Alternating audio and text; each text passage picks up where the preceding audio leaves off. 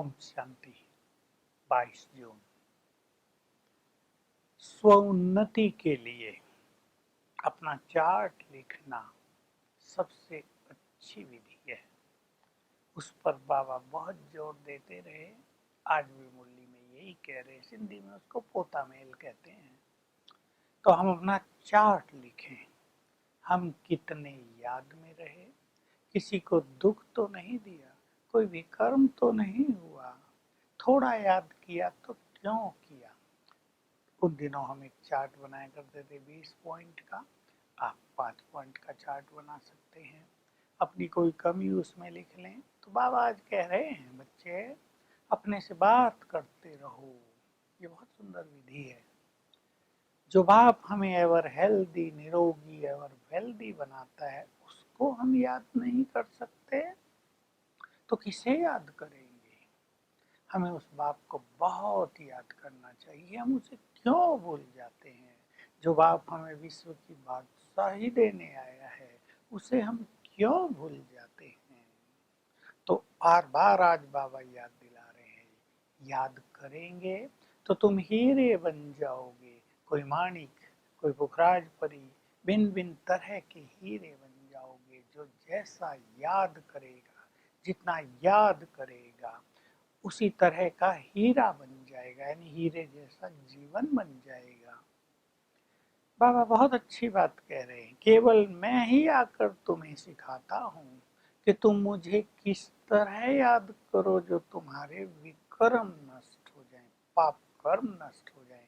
ऐसे तो भगवान को बहुत लोग याद करते हैं, लेकिन उसके स्वरूप का ज्ञान, उसके धाम का ज्ञान, और पहले अपने आत्मिक स्वरूप में स्थित होकर फिर उससे बुद्धि योग हम लगाएंगे।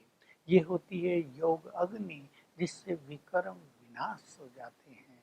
तो बाबा बार बार हमें ये कह रहे हैं, तुम्हारा याद का चार्ट बहुत अच्छा होना चाहिए।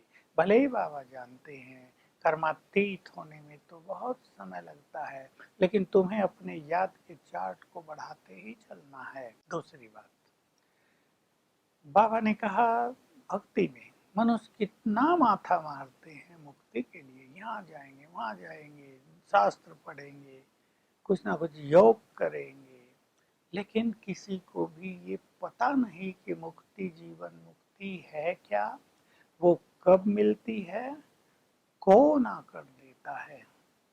अब तुम बच्चे जानते हो, बाबा ने आकर अनगिनत बार हमें मुक्ति और जीवन मुक्ति दी है।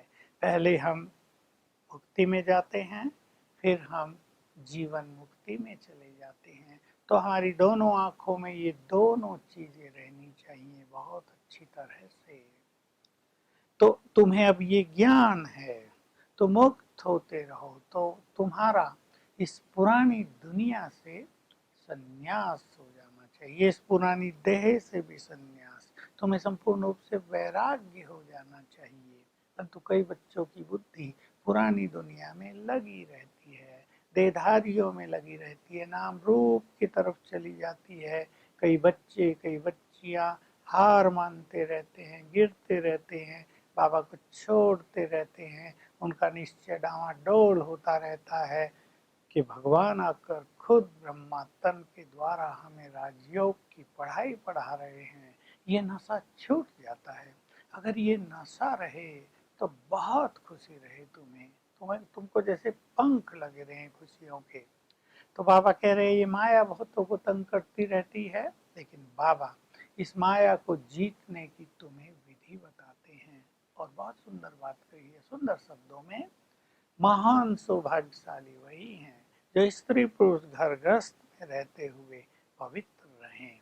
यही सबसे बड़ी बहादुरी है। आत्मिक दृष्टि हो जाए, अपने को आत्मा समझें, मैं भी स्टूडेंट, ये भी स्टूडेंट, ऐसा भान हो जाए तो धीरे धीरे देह का भान छूटता चलेगा, प्योरिटी आती जाएगी। तो बाबा इसमें बहुत सावधान कर रहे हैं। नाम रूप की तरफ तुम्हारा आकर्षण नहीं जाना चाहिए। ये लंबे समय की तुम्हें आदत है। अब जितना जितना बार बार अभ्यास करेंगे, मैं इस देह से न्यारी आत्मा हूँ, और बुद्धि शिव बाबा से लगाएंगे तो तुम्हें शक्तियां मिलती जाएंगी, तुम्हारे विकर्म विनाश होंगे, पवित्र बनने की ताकत मिलती जाएगी। सेवा के लिए बाबा बहुत जोर देते हैं। पता रहे हर गीता पाठशाला में, हर सेंटर में सारे चित्र लगा दो। उन दिनों चित्र नहीं होते थे, बाद में सब लग गए थे। और लिख दो गेट वे टू हेवन। लोग आए, सबको चित्रों पर पूरा ज्ञान दो। स्वर्ग में जाने का रास्ता कौन सा है, नरक में जाने का रास्ता कौन सा था। अब बाप कहते हैं तुम पवित्र बनो, मेरे से अपना पूरा अधिकार ले लो। तो जो भी सेंटर में आए सबको ये ज्ञान देते रहो। तब बाबा ये सेवाओं के लिए बहुत ज़्यादा प्रेरित करते थे सबको, क्योंकि तब सेवा बहुत धीमी गति से बढ़ती थी। तो बाबा पुनः कह रहे हैं तुम्हें बहुत खुशी होनी चाहिए। भगवान स्वयं हमें बैठकर पढ़ाते हैं, वो हमें राजाई देने आ गए हैं। ये नशा तुम्हें सदा ही चढ़ा रहे। तो सेवा की उमंग बढ़ाते हुए बाबा कह रहे हैं किसी का जीवन हीरे तुल्य बना देना ये सबसे बड़ा पुण्य है। इसमें कोई पैसा भी खर्च नहीं होता, इसलिए तुम सेवाओं में लगे रहो, अपने से बात करते रहो। जो अच्छे स्टूडेंट होते हैं वो प्रतिज्ञा करते हैं हम स्कॉलरशिप लेकर ही छोड़ेंगे। तुम भी अपने से प्रतिज्ञा करो हम हाईएस्ट स्टेटस लेकर छोड़ेंगे, हम लक्ष्मी नारायण बन के ही दिखाएंगे। बाबा के पास बच्चे आते हैं, अपना चार्ट लाते हैं, तो बाबा कईयों को तो कह देता है तुम तो लक्ष्मी नारायण बनने लायक नहीं हो, और तेज पुरुषार्थ करो। तो बाबा आज ये बहुत कह रहे अपने से बातें करो। हम कहाँ थे परम धाम में, कैसे इस सृष्टि में आए, पाठ बजाया, अब बाबा आया है हमें वापस ले जाने के लिए। हम अपने घर जाकर फिर सुखधाम में जाएंगे। कितनी बार हमने ये पाठ बजाया है, तुम एक्टर हो। बाबा कह रहे अभी तुम्हें पता चला कि तुम एक्टर हो, इससे पहले तो ये ज्ञान ही नहीं था। वरदान आज का है, बहुत प्रैक्टिकल, उपयोग में लाने वाला। कितना भी नीरस वातावरण हो उसमें खुशी की लहर फैलाने वाले बनो। तो वातावरण कई बार नीरसता का होता है, कहीं असफलता हो जाती है, कहीं उदासी का होता है, कहीं अशांति का होता है। तो बाबा कह रहे उसमें खुशी की लहर फैला देना, यही तुम्हारी सच्ची सेवा है। तो ऐसा अपना अभ्यास करो कि कहीं अशांति का वातावरण है उसको हम शांत कर सकें। स्लोगन है अशरीरी वह है जिसका इस संसार में किसी आकर्षण के प्रति भी आकर्षण न हो।